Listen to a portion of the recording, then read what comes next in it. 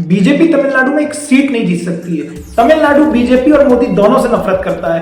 तो BJP corona virus से भी ज्यादा खतरनाक है।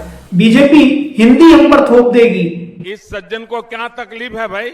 ये मैं नहीं कह रहा हूं, ये तमिलनाडु के लीडर्स कहते हैं। ऐसा क्यों है, क्या वजह है, तो चलिए शुरू से इसको शुरू करते हैं। जय हिंद दोस्तों, आज का वीडियो बहुत बढ़िया होने वाला है। आज हम जानने वाले हैं कि क्या कारण है जो बीजेपी नॉर्थ इंडिया में कमल हर तरफ फैला हुआ है, वो तमिलनाडु में जाकर कीचड़ में डूब के खत्म हो जाता है। ऐसे क्या कारण है, हम एक एक चीज को समझेंगे। पर उससे पहले मेरी एक रिक्वेस्ट है, मैं बहुत मेहनत करता हूं ये वीडियोस बनाने के लिए आप लोगों के लिए।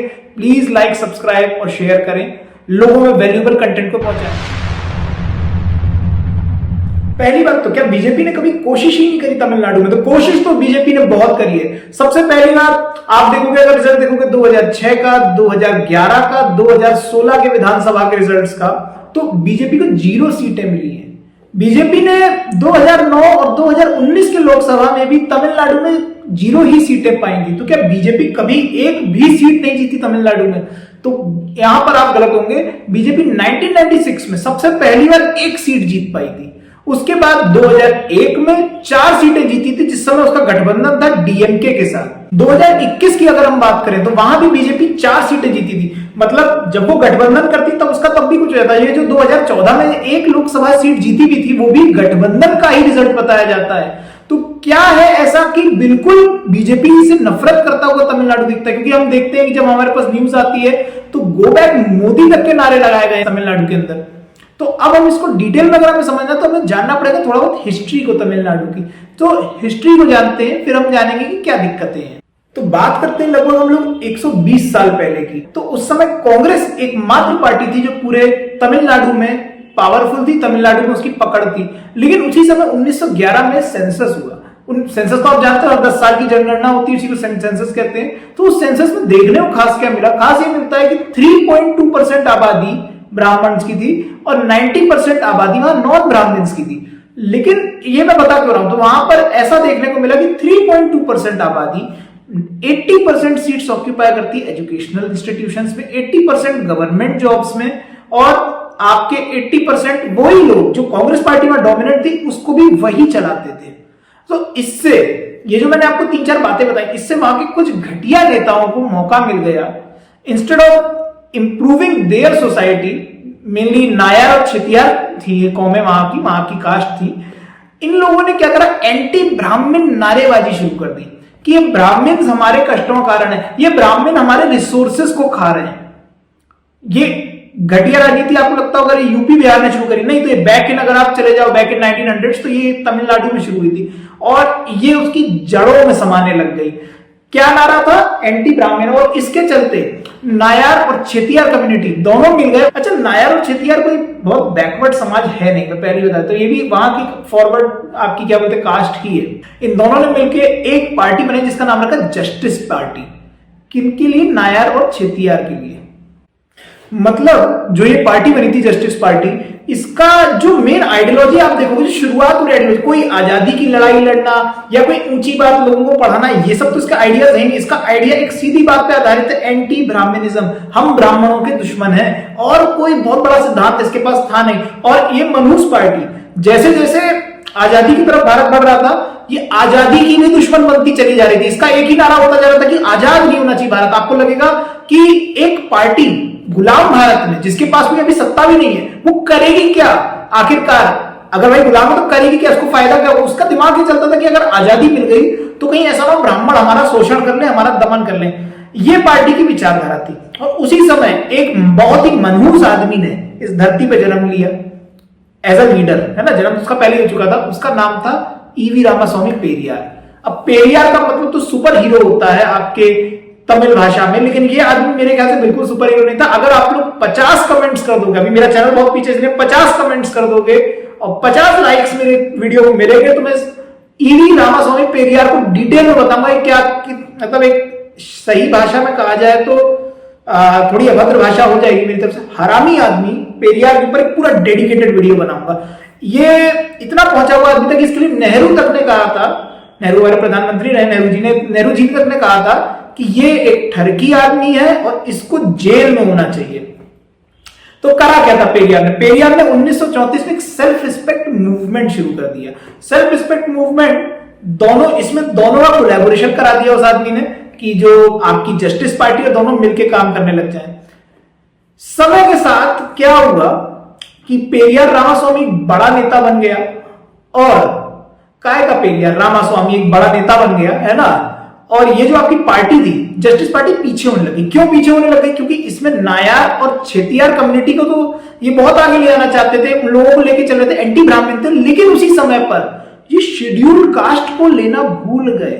भाई अगर कोई सच में भुक्तभोगी है ना जातिवाद का, तो वो शेड्यूल्ड कास्ट कम्युनिटी है।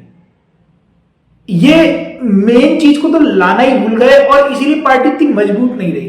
और 1944 आते आते पेरियार रामास्वामी ने इन दोनों पार्टियों का विलय करा दिया और एक नई पार्टी बनी जिसका नाम रखा गया डीके। डीके का मतलब था द्रविड़ कलगम। अब इसकी आइडियोलॉजी क्या थी? इसकी आइडियोलॉजी थी एंटी ब्राह्मण, ब्राह्मणों की बहुत बड़ी विरोधी, एंटी हिंदी, हिंदी भाषा की बहुत बड़ी विरोधी, anti north India, north India की बहुत बड़ी विरोधी, और एक सेपरेट स्टेट की मांग करने वाली पार्टी। एक देश बनाना चाहती थी इस देश के अंदर ही, ये तमिलनाडु वगैरह को काट के, उसका नाम था द्रविड़ नाडु, मतलब एक देश जो केवल साउथ इंडियंस के लिए होगा। ये वाहियात विचारधारा पे ये पार्टी आधारित थी। 1944 में डीके बनने के बाद एक सेपरेट नेशन की मांग, एक द्रविड़ नाडु की मांग, एक बहुत तेजी से उभरती हुई मांग बन गई। ये पार्टी बिल्कुल नहीं चाहती थी कि देश आजाद हो, यहां तक कि आजादी मिलने वाले दिन भी मनहूस पेरियार रामास्वामी ने उस दिन शोक का दिन डिक्लेयर कर दिया। दुख का दिन है शोक, मतलब कि हमारा देश आज आजाद हो गया। लेकिन उस दिन उस पार्टी में जो उसका जनरल सेक्रेटरी था जिसका नाम था अन्नादुराई, अन्नादुराई ने उस दिन को सेलिब्रेट करा खुल के। उसने पेरियार रामास्वामी का उस दिन विरोध करा कि नहीं भाई आजादी मिली है, कम से कम हम अंग्रेजों से तो छूट गए। लेकिन ये मत समझिएगा ये आदमी बहुत ऊंचा आदमी नहीं, ये मांग अभी भी द्रविड़ नाडु की मांग इसकी कहीं खत्म नहीं हुई है। अभी भी ये चाहता है कि हमारा देश इंडिया के, मतलब जो इसका तमिलनाडु है वो ये कह रहा है कि ये देश भारत का हिस्सा ना बने, अभी भी यही चाहता था। समय के साथ क्या हुआ कि 1949 में, क्योंकि जैसा कि पेरियार रामास्वामी को नेहरू ने शायद ठरकी यही देख के कहा होगा, 1949 में इस आदमी ने, जब ये 70 साल की उम्र का था, इसने 32 साल की उम्र की महिला से शादी कर ली, जिस वजह से अन्नादुराई ने कहा कि यार अब हमारे तुम्हारे रास्ते साथ नहीं रह सकते, तुम भटक चुके हो, और उन्होंने पार्टी तोड़ दी। डीके से टूट के नई पार्टी बनाई जिसका नाम रखा गया डीएमके। डीएमके द्रविड़ मुन्नेत्र खजगम। आप गलती से ये मत सोचिएगा कि बहुत बड़े कुछ सुधार की बात करी, आइडियोलॉजी में दोनों अभी भी वही है, एंटी ब्राह्मण, anti Hindi, anti north India, anti central government, anti Congress, बहुत सारे एंटी हैं इनके अंदर, कोई पॉजिटिव बात तो इनके साथ है ही नहीं। समय के साथ अच्छा सेपरेट नेशन की मांग अभी भी बंद नहीं हुई थी। सेपरेट नेशन की मांग तब छूटी जब 1963 में नेहरू ने सेपरेटिज्म की आइडियोलॉजी को ही इलीगल घोषित करा दिया, और उसने कहा कोई पार्टी अगर इसकी मांग करेगी तो उस पर कानूनी कार्रवाई होगी। तब जाकर डीएमके ने अपने इस आइडिया को छोड़ा कि भाई नया देश नहीं मिल सकता। तो ये थी वहां की राजनीति। मैंने आपको थोड़ा बैकग्राउंड बताया, तो यहां पर राजनीति दूसरी चल रही थी। यहां पे बीजेपी की राजनीति करके तो आपको स्कोप दिखेगा नहीं, क्योंकि उल्टी सीधी राजनीति चल रही है ना। इसके साथ ही अब हम अगले टॉपिक पे बढ़ते हैं। जैसा कि आप अभी देख सकते हो, आपको दिख रहा होगा मोदी जी का विरोध करने के लिए वहां काले झंडे, काले गुब्बारे उड़ाए जा रहे हैं तमिलनाडु के अंदर। इसके साथ ही आप एक चीज और देख सकते हो कि जितना विरोध है आपको मोदी जी का दिख रहा है ना, ये मोदी जी का विरोध नहीं है। तमिलनाडु के अंदर जो भावनाएं लोगों में भरी गई है वो आपकी केवल एंटी बीजेपी नहीं है, वो एंटी सेंट्रल गवर्नमेंट है। एंटी सेंट्रल गवर्नमेंट से मैं कहना चाहता हूं, मतलब 1977 में जब इंदिरा गांधी इसी तरीके से गई थी तो उनको भी गो बैक इंदिरा के नारे और काले झंडों का सामना करना पड़ा। राजीव गांधी जब गए थे, राजीव गांधी को तो सीधा उड़ाया गया था बम धमाके से। तो इससे हमें पता चलता है कि आपकी कोई मोदी के दुश्मन नहीं है तमिलनाडु में, वो पूरी सेंट्रल गवर्नमेंट के दुश्मन है। तो यहां पर दो पार्ट में सवाल टूटा कि एक तो भाई सेंट्रल गवर्नमेंट से क्यों नफरत करते हैं तमिलनाडु के आम जन, वैसे चेंज हो रहा है सब चीज तेजी से, और दूसरा आपके दिमाग में आएगा कि ऐसा क्या है कि बीजेपी से नफरत करते हैं, क्योंकि बीजेपी तो केंद्र में अभी अभी आई है, 2014 में ही प्रॉपर केंद्र में आई, इससे पहले तो कोई केंद्र में पक्की तरीके से आती भी नहीं थी। तो चलो अब पहले जानते हैं कि सेंट्रल गवर्नमेंट से नफरत करने के पीछे क्या कारण है। तो इसके पीछे 5 कारण है। नंबर 1, श्रीलंका और तमिल कॉन्फ्लिक्ट। श्रीलंका तमिल कॉन्फ्लिक्ट क्या, मैं बहुत आसान शब्दों में बता देता हूं। देखो, तमिलनाडु जब श्रीलंका नया नया आजाद हुआ था तब वहां पे 74% आबादी थी किसकी, सिन्हालीज लोगों की। 18% आबादी थी आपके तमिल लोगों की। अब हुआ क्या कि 18% तमिल को ये सिन्हालीज आए दिन परेशान करते थे, इनको किसी सरकारी नौकरी में देते थे मौका। इसके साथ ही सिन्हालीज को ऑफिशियल लैंग्वेज घोषित कर दिया, इनकी भाषा के बेस पे इनके साथ रोज भेदभाव होता था।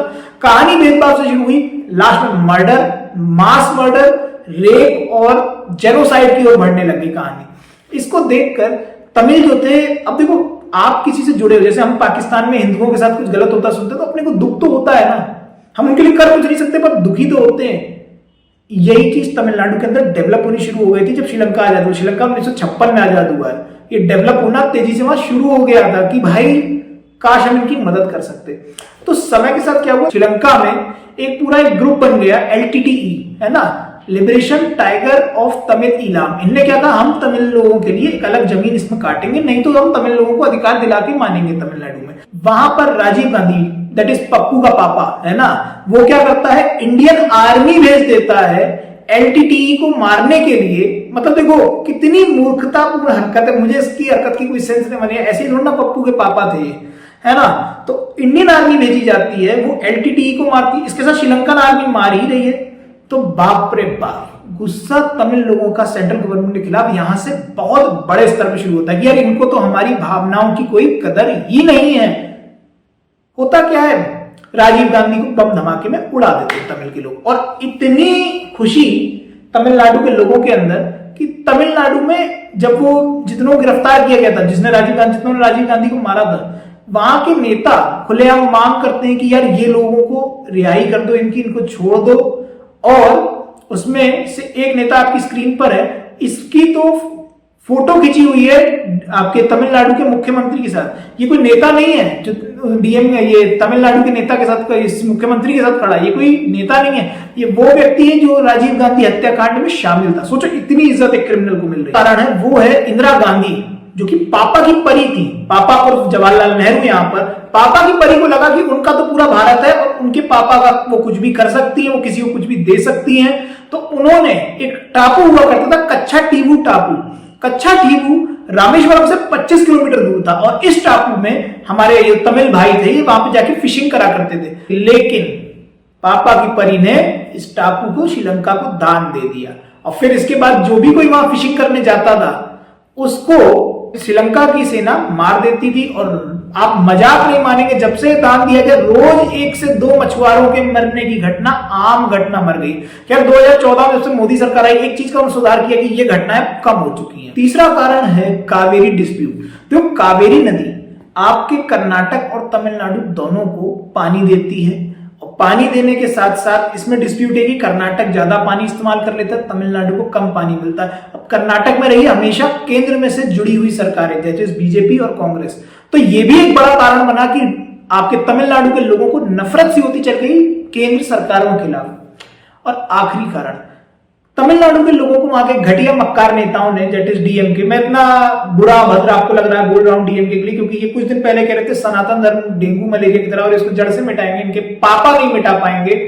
अगर आखिरी और सबसे बड़े कारण की बात करूं कि तमिलनाडु के लोग केंद्र सरकार से नफरत क्यों करते, जो सेंट्रल गवर्नमेंट होती है उसे पसंद क्यों नहीं करते, तो वो कारण है कि वहां के घटिया मक्कार नेताओं ने तमिलनाडु में ऐसा प्रचारित कर दिया है कि भाई जो भी केंद्र की सरकार है वो आप पे हिंदी भाषा को थोपना चाहती है। ये टैक्टिक्स के लिए देखो, तमिलनाडु के लोग, तमिल आप अगर जानते हो तो दुनिया की सबसे पुरानी भाषाओं में से एक है। इसके साथ ही तमिलनाडु के लोगों के लिए बोला जाता है कि तमिलनाडु के लोग तमिल बोलते नहीं है, तमिल सूंघ रहे हैं, तमिल से सांस चल रही है उनकी, इतना जुड़े हुए लोग हैं वो अपनी भाषा से। तो इस भावना का फायदा क्या उठाया वहां के मक्कार नेताओं ने कि उन्होंने गलत इंटरप्रेट करा लोगों को कि नहीं ये तो तुम्हारी भाषा के दुश्मन है और ऐसा ऐसा तुम्हारे साथ हो जाएगा कि तुम अपनी भाषा नहीं बोल पाओगे, हिंदी तुम पर थोपी जा रही है। तो लोग एंटी सेंट्रल गवर्नमेंट बन गए। मैंने आपको 3 तो बड़े कारण बता दिए, तो राजीव गांधी कारण बता दिया, इंदिरा गांधी का कारण बता दिया, कावेरी डिस्प्यूट बता दिया और हिंदी वाला कारण बता दिया। अब आपके दिमाग में एक चीज तुरंत आ सकती है, भाई इसमें बीजेपी का है, बीजेपी से नफरत किस बात की।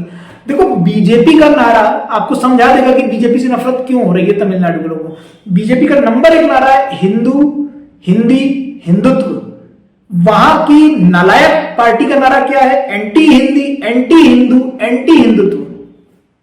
तो वहां की रीजनल पार्टीज बहुत ज्यादा कोशिश करती है कि बीजेपी के हर मैसेज को इंटरप्रेट गलत करें, गलत समझाएं लोगों को, क्योंकि वो तो उनकी आइडियोलॉजी को उल्टा ही कर रहा है ना। तो उनकी पूरी कोशिश बस इसी में लगी रहती है कि भाई लोग इस पार्टी की तरफ बिल्कुल झुक ना जाए। और इसमें वो इसलिए और ज्यादा बढ़िया तरह कामयाब हो जाते हैं क्योंकि हिंदी बैरियर, बीजेपी जो बोल रही है वो उनको समझाएगा कौन? लोगों को तो हिंदी बोल रही है, तमिल में वो लोग बोल रहे हैं, जाने क्या समझा रहे हैं। दूसरा, बीजेपी के कमजोर होने का वहां पे बहुत बड़ा कारण है कि आपके वहां पे लीडर नहीं रहा इनके पास कभी कोई मजबूत। एक राधा कृष्णन लीडर रहे, लेकिन वो एक बड़े सॉफ्ट स्पोकन लीडर रहे, और इसके चलते हुआ क्या कि बीजेपी अपनी पकड़ में, तमिलनाडु वर्शिप्स लीडर। तमिलनाडु में रजनीकांत जैसों की पूजा क्यों हो रही है? कमल हसन जैसे इनके मंदिर है हीरोज के। एक अच्छा लीडर अपने गलत काम को भी सही दिखा सकता है। मैं बहुत बड़ी बात कर रहा हूं, गलत काम को भी सही दिखा सकता है, सही काम तो अच्छा है ही उसका।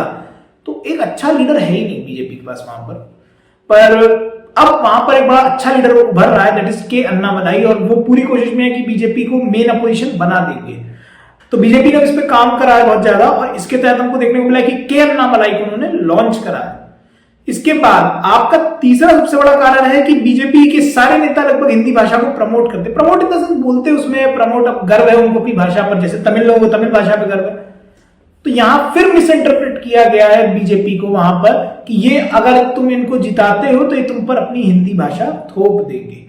तो ये था पूरा वीडियो। अब आपके मन में कंक्लूजन अगर आएगा तो कंक्लूजन में सीधी सी बात यह है कि तमिलनाडु के लोग कोई बीजेपी से नफरत नहीं करते, वो पूरी सेंट्रल गवर्नमेंट से करते। वहां की मक्कार रीजनल पार्टीज ने वहां की राजनीति को गंदा बना दिया है, और किस चीज का फायदा उठाया कि वो हिंदी समझते नहीं है, उनको गलत इंटरप्रेट करते। भाई इंटरप्रेटर तो यही है, कुछ भी इंटरप्रेट कर देते हैं अपने हिसाब से अपने फायदे के लिए। तो इसके साथ मैं अपना वीडियो यहाँ खत्म करता हूं। मेरे वीडियो को यहां तक देखने के लिए बहुत बहुत शुक्रिया, बहुत बहुत शुक्रिया।